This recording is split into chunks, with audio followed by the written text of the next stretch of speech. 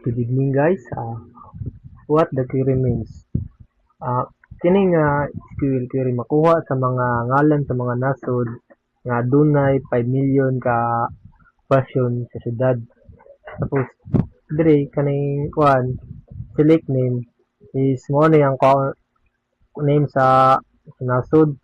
Then kaning from country mo na kani kay gikan sa table sa mga country. Kaning where could in kay mo ni siya pilion ang mga nasod nga ang ilang code nga resulta sa sulod sa subquery. Then kaning per population mo ni siya ang mga syudad nga naay 5 million. 5 million. Tapos kani ako ang key takeaway.